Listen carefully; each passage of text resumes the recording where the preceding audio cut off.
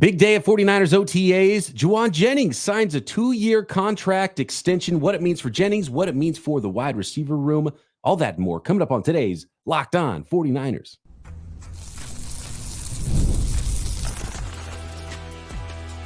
You are Locked On 49ers, your daily San Francisco 49ers podcast, part of the Locked On Podcast Network, your team every day.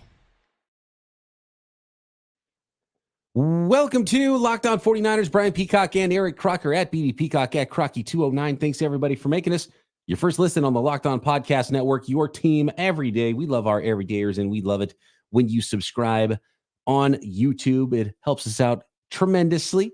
Hit that notification bell, the thumbs up, and of course, you can subscribe everywhere you are listening to this audio podcast as well. Today's episode of Locked On 49ers is brought to you by Gametime. Download the Gametime app, create an account, and use code LOCKEDONNFL for $20 off your first ticket purchase. Terms apply. All right, we got some OTA notes to get into today, Croc.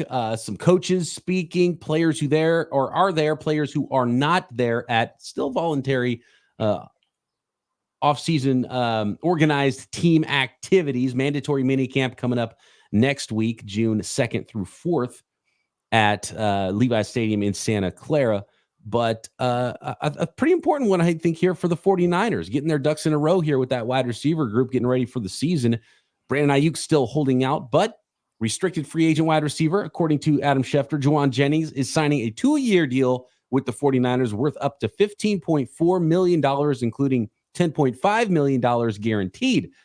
And he goes on to say Jason Rosenhaus, apparently involved there. I didn't know it was a family business with the Rosenhauses in their with those agents. But Jennings did not sign his free agent tender, and instead they did this deal instead. So it's kind of a 1-year extension because he was going to be signed this year no matter what. But I presume it gave him a bump this year as well as signing him to a 1-year extension next year to wipe out what that free agent tender was, the second-round tender that the 49ers signed Jauan Jennings to this offseason, the tender that he did not sign because he wanted a new deal.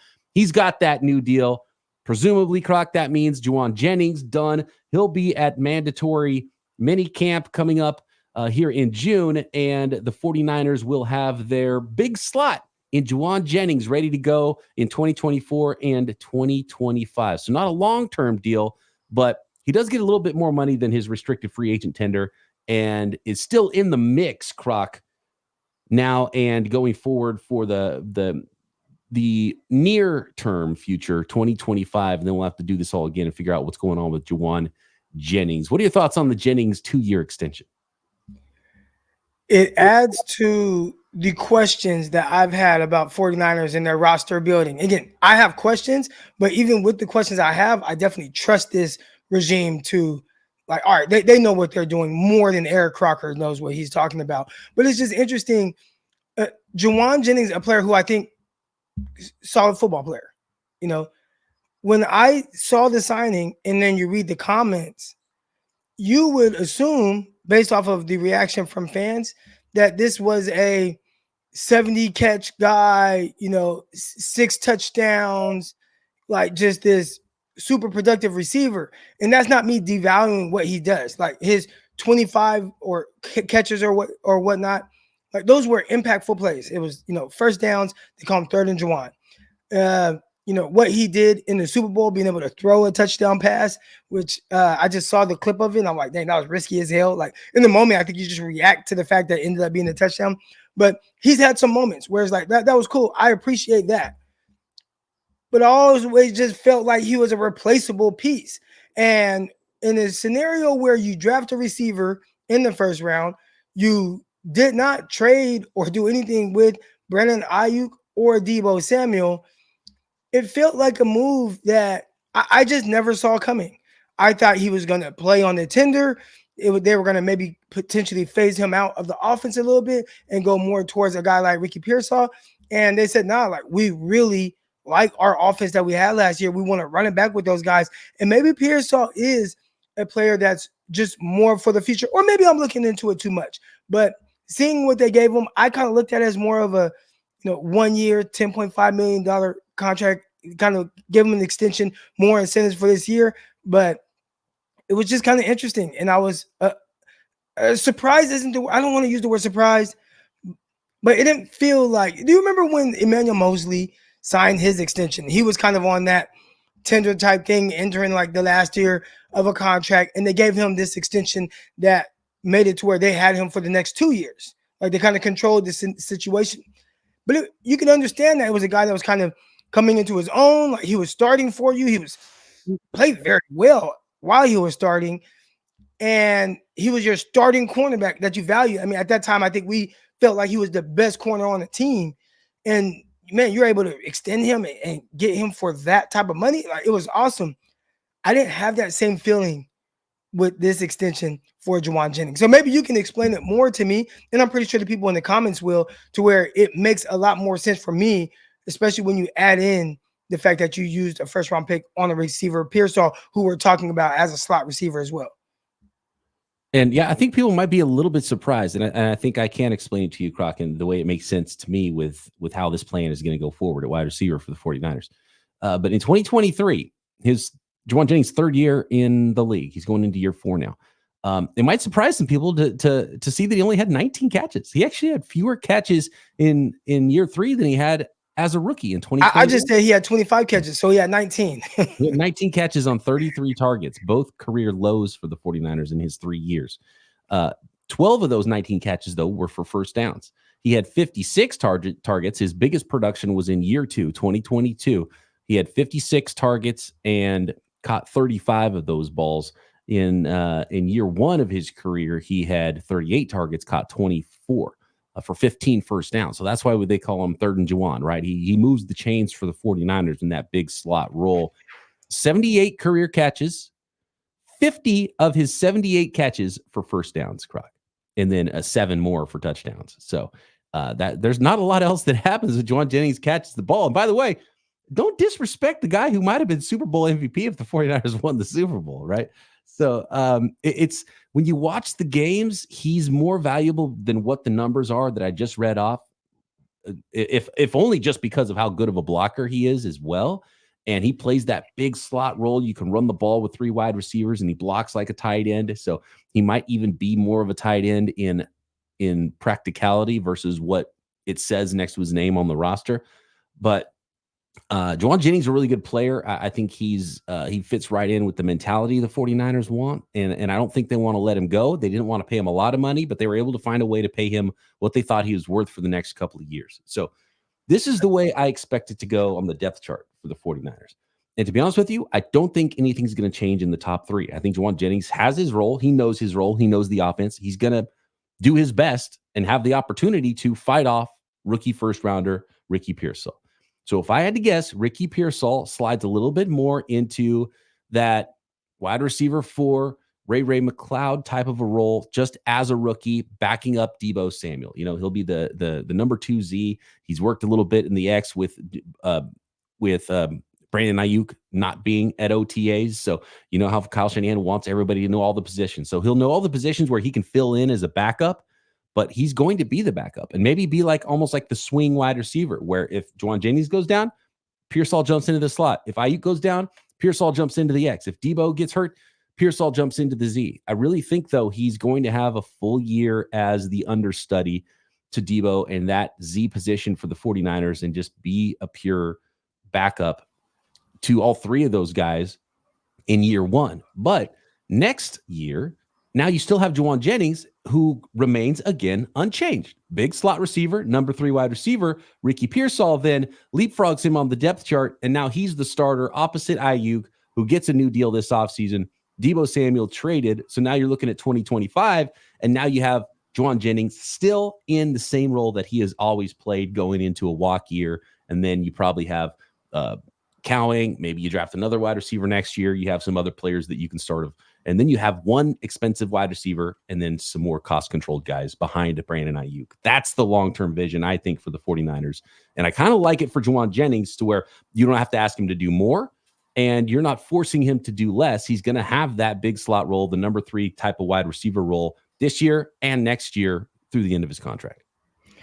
I forgot to mention, like how much I value his blocking and physicality. And you talked about the mindset. Like those are things that definitely jump off. I love watching clips, seeing him block guys into the Gatorade bottles on the sideline. Like that stuff, it gets me excited.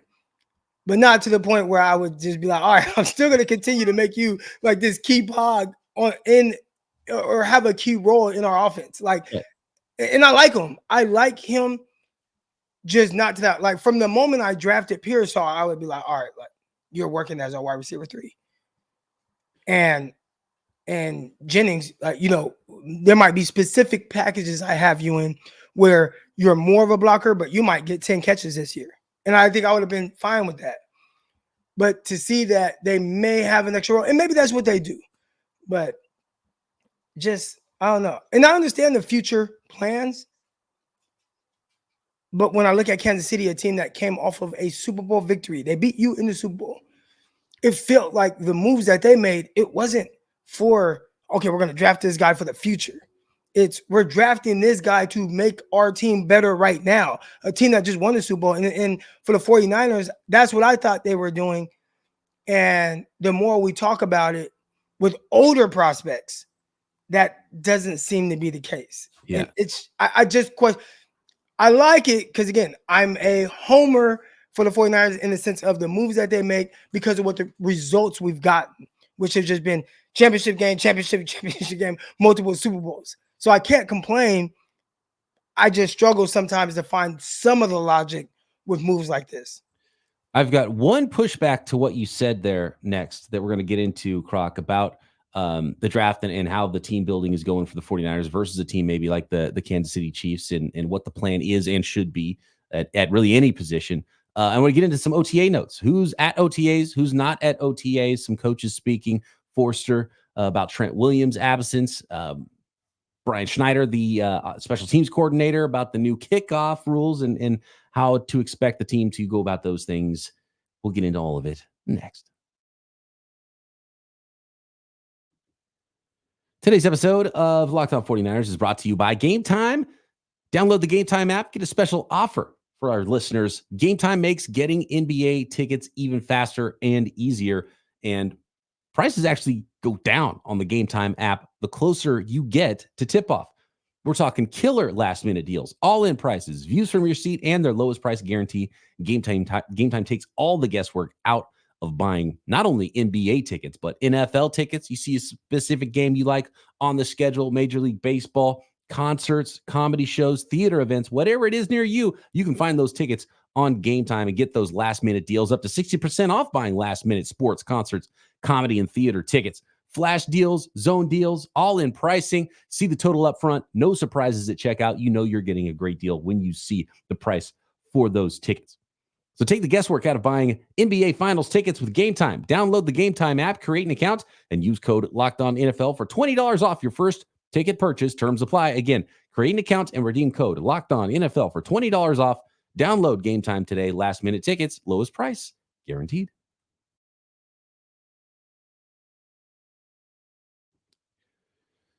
Okay, Croc. One thing you said there, and I do have some questions about the 49ers. If you're going to draft more ready-to-go players, then let them be ready to go and compete for those spots. And I'm sure the 49ers, if Ricky Pearsall shows up and looks like a monster, they're going to be like, sorry, Jauan, I know we just signed you, but this guy's getting the snaps. So I think they'll have an opportunity to compete. But I would expect Jauan Jennings lines up before Ricky Pearsall does when the 49ers offense hits the field in training camp or even in mandatory minicamp when everyone is there together. But as far as the Chiefs and their picks, and they were aggressive. They moved up twice, one time with the 49ers, drafted a player I thought the 49ers could have really used. But I still think the Chiefs draft was still for the future. The 49ers draft for the future because every draft is for the future. You should never expect your players to be ready to go in year one, and it's always about the future. And I like not forcing need in those cases, but I don't know if the 49ers are drafting best player available, even though they're drafting for the future, which is an odd combination. And you're drafting older prospects that are ready to go, but they're still not going to be ready to go. So why not draft the higher upside best player available if you know the players you're drafting aren't ready to go? So partially I agree with what you're saying, But then on the other hand, even the Chiefs picks, like the guys they drafted wasn't necessarily for year one. Those guys are all about long-term, year 2, year 3, and they'll have a chance to compete, yes, in year 1, maybe more than the 49ers picks. But every draft pick is for the future. That's kind of what I'm getting at. When you draft Danny Gray, right, at the end of the 3rd round, you're telling me, like, okay, we'll see. We like the guys we have. We got Debo. We got Aiyuk. We got Jauan Jennings. We got Ray McLeod. So we'll draft Danny Gray, and we'll see if, hey, maybe down the line he helps us, right? And where you drafted him, that's perfectly fine. When you draft a guy at 31, I 100% agree in the sense of, like, this is not just right now. Like, you are drafting him for next year after that. But you also had opportunities to draft certain guys. At least, again, Eric Crocker sitting on his couch talking about 49ers, thought that there were guys that could really help you right now, right? I think we all like Diamondo Lenore. Again, I'm going to keep going back to Cooper DeJean. If you told me that you drafted Cooper DeJean at 31, do you think he made your 49ers team defense better? Right? Like you have, because I feel like he kind of replaces 2 guys, a nickel because now Lenore plays outside, but also safety with like Tayshaun Gibson. So a guy with some versatility to play free and also in the nickel spot. Did you get better? I feel like you got better, even though it's for the future as well. Like Gibson, Cooper DeJean, you're not going nowhere, but I like you now and I like you in the future. And you had that opportunity, and it just felt like, okay, cool. Pearsall, we're gonna draft you, and if you play, you play. If you don't, all right, we're just gonna run it back with what we had last year. I'm like, man, it felt like in the draft, and this is not me trying to rush the process, but just seeing what some of the other teams in this position did, I feel like they all got better. Like, it's hard for me to say the 49ers this offseason got better. Now, maybe they don't need to get better. Maybe the 49ers team, as it is terrific. And then next year, these, older rookies who will be second-year players, they're just ready to go. But, man, I just look around and I think of people that are contenders potentially in the NFC with the 49ers and teams in the AFC. They did things not just in the draft, but in free agency that I really felt like made them a better team than they were the previous year entering this next season.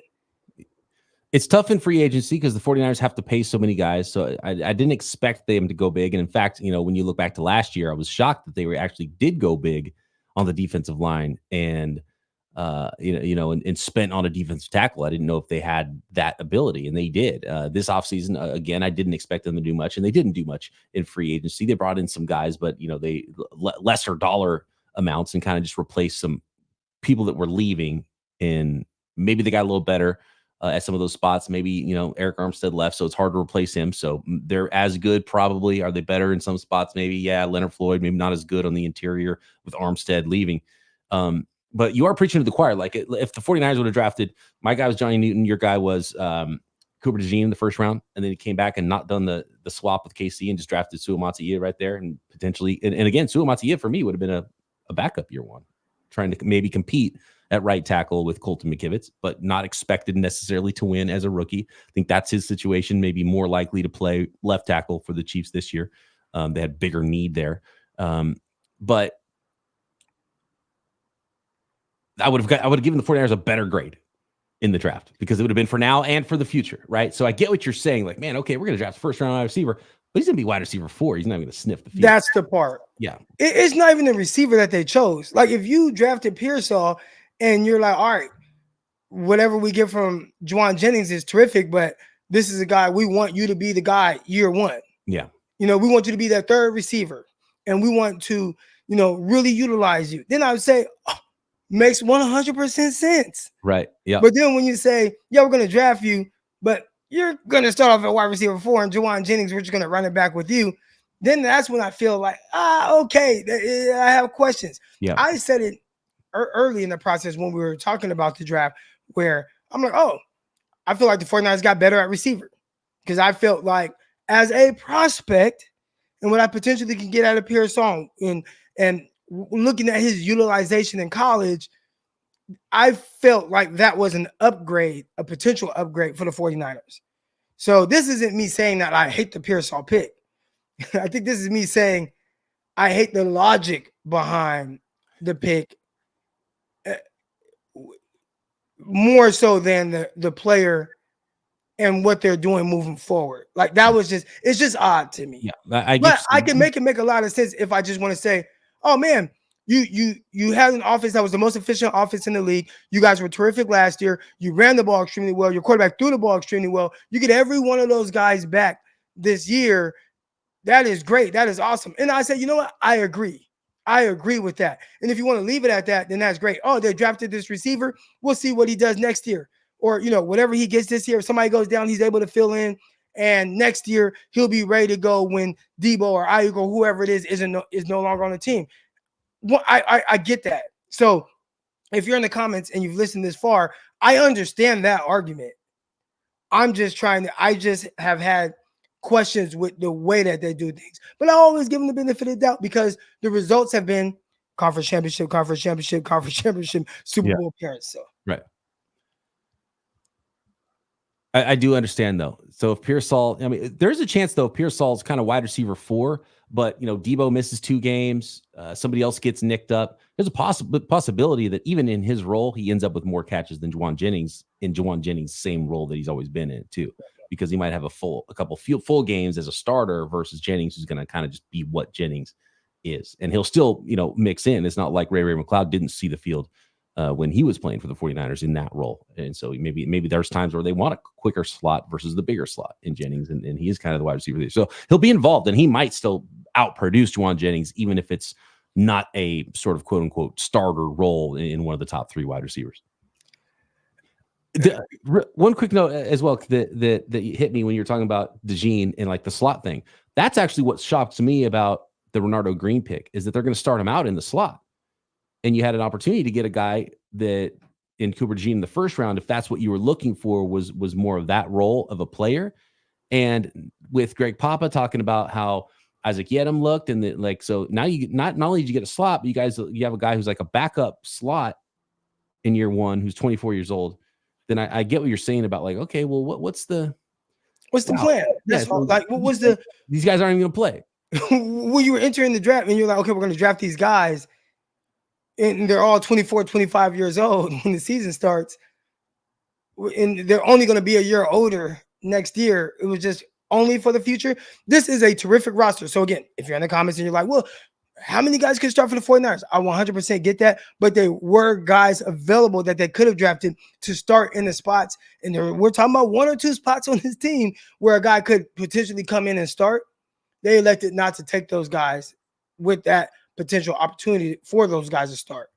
And as long as they got really good players, and they'll contribute, and it's all gravy. So we still have no idea who any of these guys are going to be. And there has to be, find out when we see the field. There has to be some kind of conversation about just certain things, or we'd sound like every other podcast that just kiss their ass on every decision that they make. And we're not even, I'd say we kiss their ass still, but okay, but we still can have some kind of questions. Like there still can be some kind of discussion, even if we're not like jumping off the deep end. We didn't say, oh, that was a terrible pick. That was a terrible selection. Oh, these guys are idiots. What are they doing? Those words never came out of our mouths. It's just certain questions where we want to ask. And maybe, you know what, in the comments, you guys can even help make more sense and be like, hey, Croc, this is what they're thinking.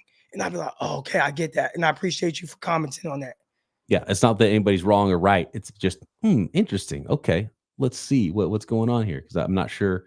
See the vision perfectly. Next, OTA notes. What's going on OTAs? Who's there? Who's not? Coaches speaking about the roster.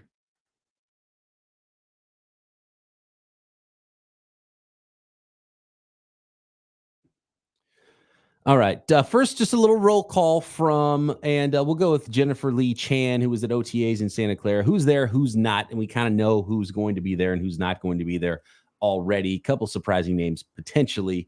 Brandon Ayuk still holding out. We knew he was not going to show up before his contract, and apparently, I don't know if necessarily Jauan Jennings was there actually signing things, or if they've agreed to it and now he'll show up.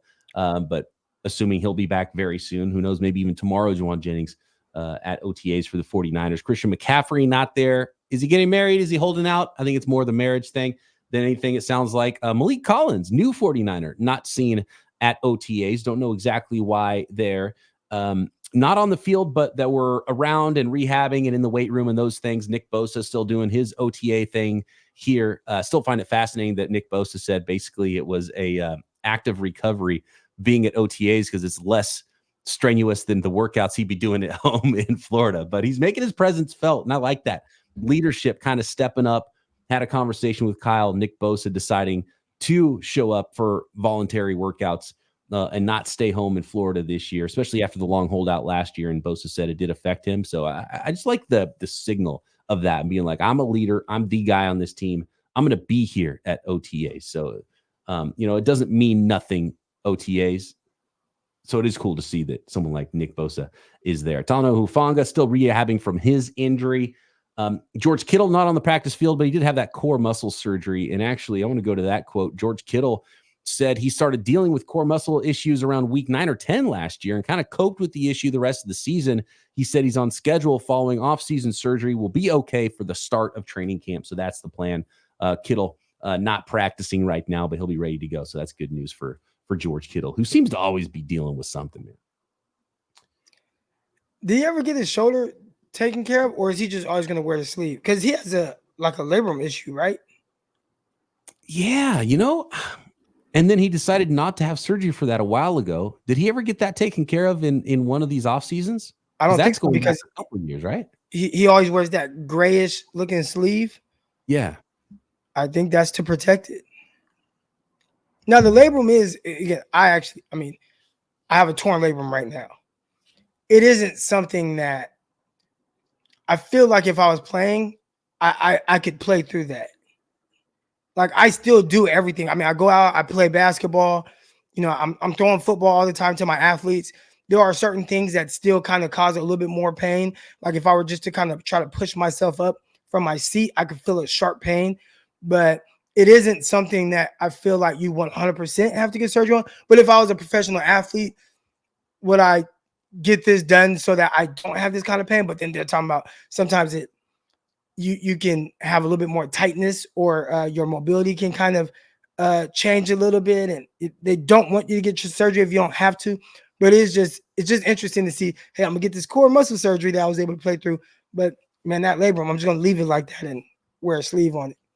You're not hurting your labrum by playing golf, are you?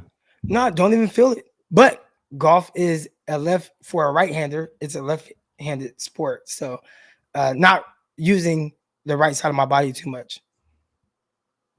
Oh, you think they're going to make comments to you about your draft takes? Wait till the golf heads get in the comments, and you got to post more of your videos so you can get the arm. No, I'm cool. Golf coaches. No. Think about your swing. Anytime I posted anything with golf on my Twitter account at Crocky209, they have kind of jumped in there. Luckily, I get ahead of the comments by saying, man, I need to work on this, and this. So there's not much that they can say to really, get after me. But they still find something to say. I appreciate it, too. Golf is, it's different than anything I've ever experienced. And, I talk to you a lot about certain things, that major slice I have with my driver. And it's like, I won't even pull my driver out. You're like, just come golfing with me. I'll help you, help you with that. So the golf community is pretty cool, I would say. Former slicer, man. There's nobody more qualified to help you fix your slice than me. That baseball swing, man, with the wide open face. And I've had to work a lot on that. And so, yeah, I can teach you some things. I'm not great at golf either, but there's some things I am qualified to help you with, and that's dude. I've been through it. You just shot in the 80s. I think anybody that's in the 80s, like, you're qualified to give, hey, I think you should do this or do this, and this is how you fix that. Like, because after what I just shot Monday, I'll take all the advice I can get. Okay. Yeah, Peacock will be getting together at a golf course in California near you. We need to find 2 people to join us, like 2 fans. Like, all right, let's pick a day. We're gonna have 2 fans go with us. two 49er fans, two listeners of the podcast. And hey, man, let's go play. I don't know if I can play 18 holes because after 9 is it starts getting a little weird, but I could definitely play 9 holes. How about two listeners that happen to also be golf coaches? Because I could use some coaching as well. So we could play, but then also maybe even split up, have split up the hosts, split up the golf coaches, get some lessons as we play, but also do a little scramble against each other because we got to keep it competitive, because I know you're a competitive guy and you want to do it that way. A couple more quotes from OTAs. I love this one from Leonard Floyd because we talked yesterday, Croc, about potentially OTAs and 18-game schedules and how things might change starting as soon as 2025. New 49er edge rusher Leonard Floyd seemed to not really care too much about that. He said, that's another check, right? More games, more checks. So Leonard Floyd's like, let's go, bring on more games. A running back or other players that take a little bit more of a pounding might not quite feel the same, but I never really thought of it that way. Do you get the same contract and then it's split over more games? How's that work for existing contracts? Or now your contract is just 1/18 more because there's another game, so you actually get a raise? I always wondered that, especially even when they went to 17 games. But these guys' game checks, even for the minimum football, like the whoever the bottom guy is on the active roster, it's massive. So that extra game, it means a lot. Like for us, it's like, oh, just one extra game. But for them, it might be like, even when we do podcasts and let's say breaking news happens, it's over a weekend, and you and I, there's been a few times where we've done an extra podcast. We're obligated to do our 5. And there's been times where we did like a 6th one.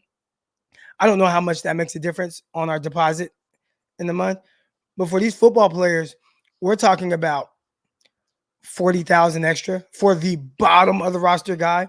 If you're Deebo Samuel making $20+ million per year, you're talking about over $1 million for that extra game. So Leonard Floyd, a guy who's getting $10 million, you add an extra game to that, we're talking 500,000 or whatever. I mean, it's a lot of money. It ain't chump change for these guys. So I get what he's saying. That's a hey, I want to go get a Bugatti. Yeah. Dude, yeah. I mean, even like Jauan Jennings, we just talked about his new contract extension. It's $500,000 for one more game check. Yeah.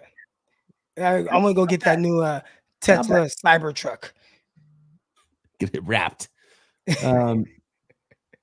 By the way, I just saw across my timeline a picture of Jauan Jennings with his flaming orange hair that I know he currently has because I saw a picture of him working out in a suit and a big smile on his face. So I think he is in town ready to sign that new contract. So congrats to Jauan Jennings there. He played the game the right way. I was wondering, like, why is Jauan Jennings, like, why are you sitting out? And like, hey, man, I'm the one that is definitely wrong in this situation. He's hella right, and he has a right to smile too. Chris Forster, the 49ers offensive line coach, about Trent Williams not showing up at OTAs. He says, we stay in touch a little bit. His offseason is his offseason. Always comes back in shape. OTAs are voluntary. He works hard, always comes back in shape. So not worried about the Trent Williams absence, and I definitely am not worried about the Trent Williams absence. Interesting one from Brian Schneider, 49ers special teams coach. He said he's fired up about the new kickoff setup, and he said they were a little bit worried about it and had some anxiety about the situation at first, but then he said, there's going to be some on-the-job learning, and 31 other teams don't know quite how it's going to go either, but he says they do have a pretty good plan that he likes in place. So I can't wait to see what that looks like, and I wonder if they're going to try some things out in the preseason, or if they're going to keep it close to their vest and then like unveil and unleash something crazy in week 1 that we're not expecting. So that's a nice little wrinkle to look forward to in this 2024 NFL season. All right. Tomorrow, we talked a little bit about the draft. I want to talk more about the draft. Shout out to George, one of our listeners who has done some interesting work in keeping track of how rookies are performing over time at certain draft slots. And we can kind of use that to decipher what we should expect from 49ers rookies, especially in year 1 and throughout their rookie contracts at their draft slots. All that more OTA notes coming up as well this week right here. Make sure you subscribe to YouTube and everywhere you listen to your podcast. Croc and I back tomorrow. Locked On 49ers.